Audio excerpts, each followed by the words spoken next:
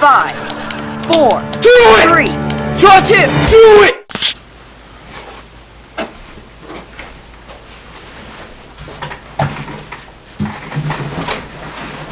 Hey, what's up guys, it's Arli and I'm here with another video. Thank you so much for coming. And we are reacting to Signs of the Last Day, minor signs by Merciful Servant. Apparently, this is going to show us the last days of what's going to happen in the world. So I'm excited to see it, and let's get right into it.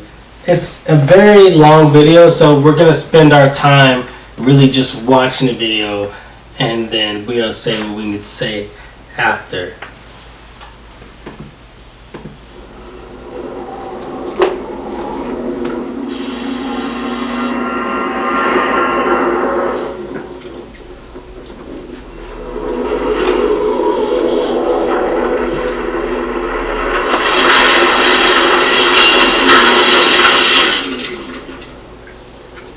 Signs of the last day.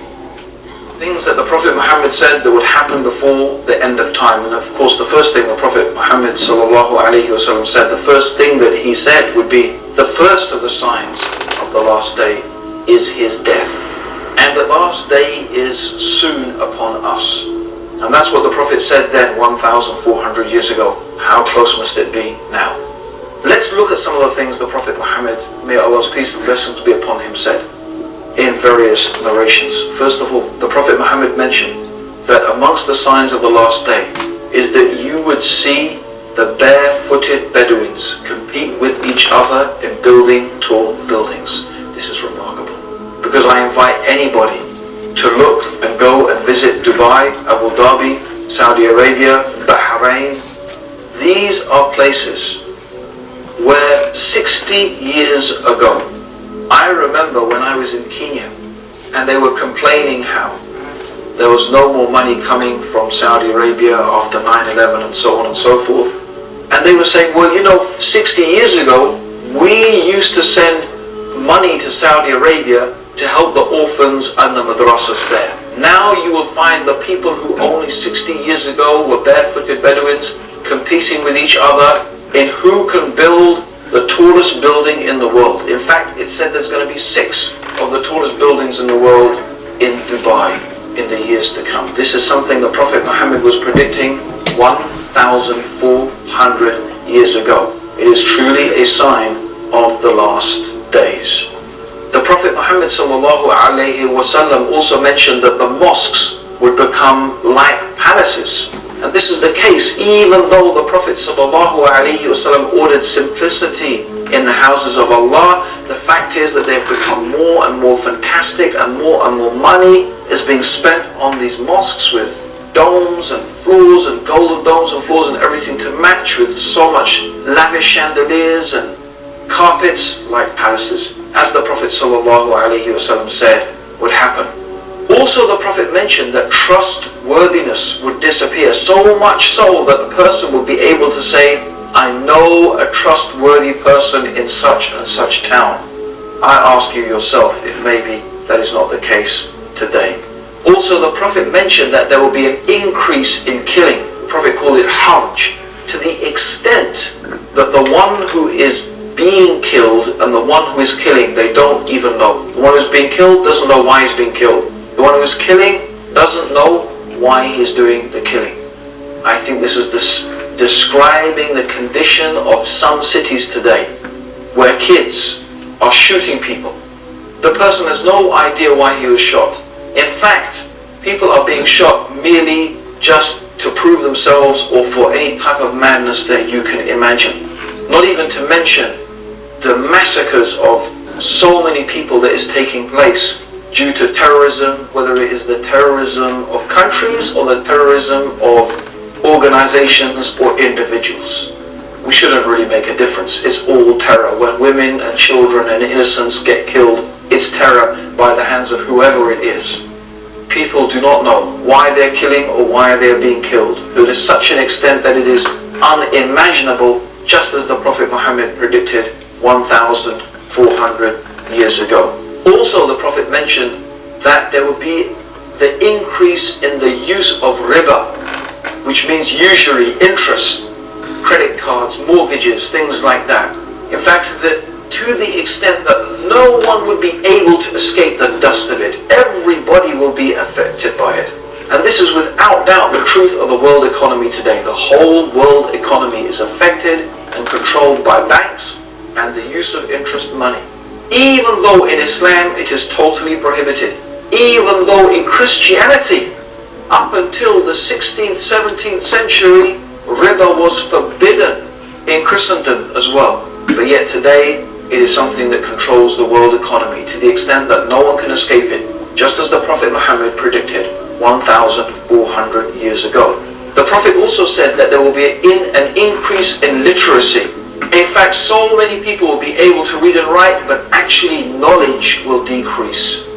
Isn't that a type of paradox? More people will read, and what do we end up reading? Most of us, we read rubbish. We read rubbish stuff. But we can read, but knowledge, especially knowledge of the religion, despite the fact that more people can read, ignorance has become prevalent.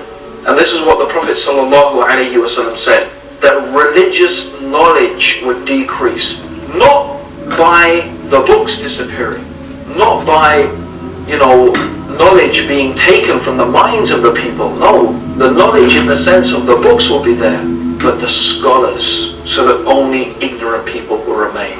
And people will ask them for religious verdicts, and they will give it, even though they are ignorant, and they will misguide themselves and misguide others. Anyone acquainted with the Muslim world today will be familiar with this. And the Prophet mentioned the speakers will be many and the scholars will be few. And this is what we can find. Exactly, there are many speakers, many thinkers, many intellectuals, many people, alhamdulillah, giving dawah. Maybe not enough people, but the scholars, they are so few. And this is a type of sign of the last day, that the scholars will be taken away, and this is exactly what we find happening. Also, the Prophet Muhammad ﷺ said that there will be such an increase in musical instruments, and Muslims will make it lawful even though it is forbidden. The use of musical instruments, it has been forbidden by the Prophet. Some Muslims will make it lawful. And there are many people who say it's allowed, even though it is very clearly mentioned in Sahih al-Bukhari, the most authentic collection of hadith. And this is mentioned here. This hadith where the Prophet predicted that the people will make it lawful even though the Prophet made it unlawful, and it has come true. Just as the Prophet Muhammad, may Allah's peace and blessings be upon him, said. Also, he mentioned there will be an increase in sexual promiscuity. Even though Islam is a religion that teaches chastity, that a man and a woman should confine themselves to marriage, the Prophet said there will be an increase in sexual promiscuity. And I don't think anyone can deny that that is the state of the world today, with highly sexualized images, and even traditional societies that normally had a good traditional moral values. For example, like India. Even in India, for example, promiscuity is becoming more and more common, hardly than it ever was before. Even in Muslim countries, where the whole idea of sexual promiscuity is so against the teachings of Islam, it is unfortunately becoming more and more common. And the Prophet Muhammad said that because of this, diseases would appear that people have never heard of before. Isn't that the case? AIDS, for example, diseases that people have never heard of before will arise due to sexual promiscuity. And this has taken place just as the Prophet Muhammad predicted, sallallahu alayhi wasallam. He mentioned that women will be naked although they are dressed. The dress of some women today, which in all that means is nakedness. With the clothes that are so tight, they describe. Okay, so what he means by like women that are naked but are dressed at the same time is exactly what I was telling you about Kim Kardashian.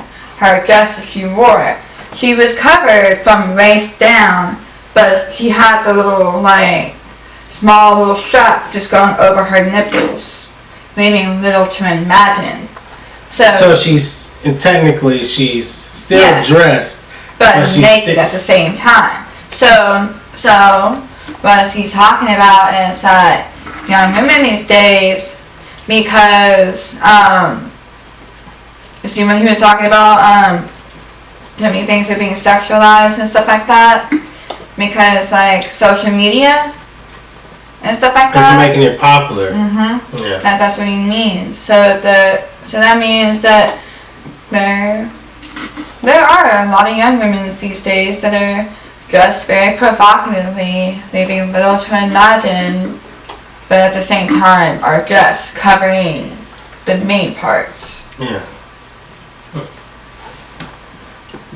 Every shape of the body, which this technology did not exist to make those type of clothes in the time of the Prophet. Yet the Prophet Muhammad is describing how this nakedness amongst the women will become prevalent. And also the Prophet mentioned that there will be shouting in the mosques, something that is prohibited in Islam, and it's something that I have witnessed myself. And also the Prophet said the worst and the most ignorant people will become the leaders. And really, I have to say, if we look at some of the world leaders today, even of some of the superpowers, it seems as if what the Prophet said about the worst and most ignorant people becoming leaders seems to have taken place exactly as the Prophet Muhammad said.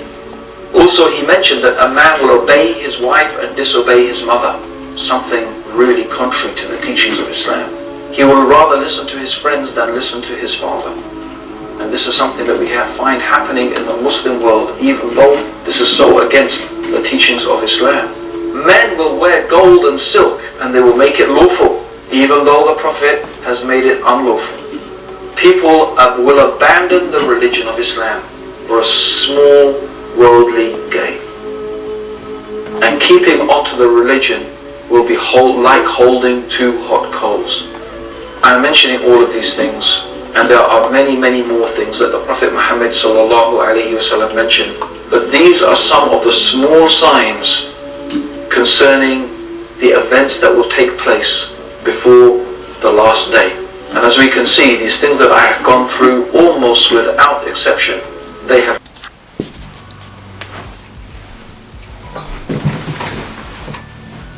So my overall opinion of the video had a lot of things that I like about it. The whole, like, they rather listen to their father. They rather listen to their friends over their father is very true. I find a lot of people wanting to side with their friends over their family, and regardless if you have a bad past with your family, so sometimes it's probably better to side with your family for the most part, depending on how they treat you. Yeah, because not everybody is your friend, actually. Actually, I'm talking from personal experience. Your friends will tell you what you want to hear just to watch you fail. Your families... No. Some friends are like that. Some friends are like that. They'll be like, no, don't listen to your parents. They're just trying to down you. But sometimes it's the other way around. Your friends will tell you what you want to hear just to watch you fail. Your dad will tell you something that you don't want to hear. So that was hopefully you can take that and use it to your advantage. I don't think it's just like my friends have never commented on my. Yeah, not everybody, but not everybody's friends are like that. Yeah. Well, I'm just saying, like, it's not even just the whole, like, disobey your father or your friends trying to tell you something to make you feel good. Sometimes your friends will do that just to get something out of you. Maybe you have something that they want, and that's why they stick around and say things that you want to hear, because maybe there's something they want from you. Maybe you have money, just stuff that they can use you for. So also he talked about just the last days, like the buildings and stuff, like how in Dubai they built up so quick. Like at one point, I think some years ago, they didn't have much, and now they have whole sprawling metropolises with huge cities. Same thing's happening in Africa right now.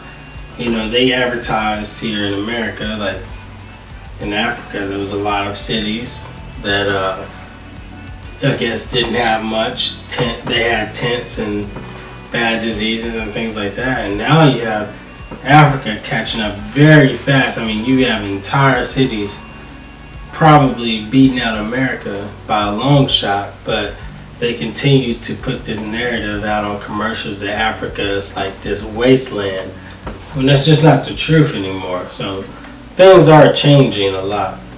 And then even the world leaders like Donald Trump, I guess people think he's ignorant. My personal opinion is that I don't know who Donald Trump is. I've never met him. I don't know if he's a puppet or he actually feels his way. But for the most part, from what I see, Donald Trump is probably just a puppet because he really doesn't have that much higher power. The Congress probably controls everything he does. But other world leaders like Putin, like he's very power hungry. That's someone I'd be more scared of than Trump. I'd be more scared of Putin over in Russia than I would of Donald Trump. For the simple fact that Putin's been in office for so long that he even made it law to where he cannot be moved out of office. And Donald Trump is friends with Putin. And a lot of people don't know that. And also like North Korea. Yeah, North Korea is like over there. They're just like that dictator. Like he's so just yeah. But Putin is very, very dangerous in my opinion. Luckily, he doesn't really have a ton of power, but he is pretty crazy and is willing to do some stupid stuff to get more power. So I would say our world leaders are kind of, I guess, stupid in a way. Overall, I like this video. It shows you the signs of the last day. Do I believe that we're approaching to the last day in the grand scheme of the universe and at least how my mind thinks? No. I think human race is coming to an end. Do I think life or last days is coming to an end? No, not really. I think the earth will still be here even when we're gone. But yeah, of course, like things are getting worse. And it did talk about the school shootings. It talked about like how people just going around killing people for no reason. Mm-hmm. That should be a sign that like we really are, the human race really is ending in a way. Because it's like you got people just running in places, shooting people for no absolute reason. Now I do know this is mostly an American problem, but it is a problem. It really is a problem all over the world. But in a country that's considered developed, like we have a lot of things like technology, innovation, things like that. That shouldn't be happening if we're a great country. Like you shouldn't have people running into educational facilities, into random places where people sit and pay for coffee and be worried about somebody coming in and shooting you. Like you shouldn't be worried about that type of stuff, but we call ourselves a great nation. That doesn't make any sense. So a lot of this stuff in this video I can confirm is very accurate, and I agree with a lot of it. Regardless of my religious background, I agree with a lot of it. So I give it an A+. What do you give it? I definitely give it an A+. He was very specific. Yeah. So thanks so much for watching this video. I hope you guys subscribe. I know you guys watch my videos and you guys know that I'm not necessarily Muslim, and I know some of you have been trying to convert me for the longest, but you guys know how I feel about religion. But then again, you guys do request these videos and I do check them out. I find them very interesting, and I think they do have some real world contacts and actually have some truth in them, and that I can acknowledge. Thank you so much for watching. As always, if you're not an Arli yet, make sure you smash the subscribe button, like the video, follow me on all my social medias, join the channel memberships if you want. Also, I've got some new merch that me and my editor are working on since I'm back to making videos, and I will see you guys next time.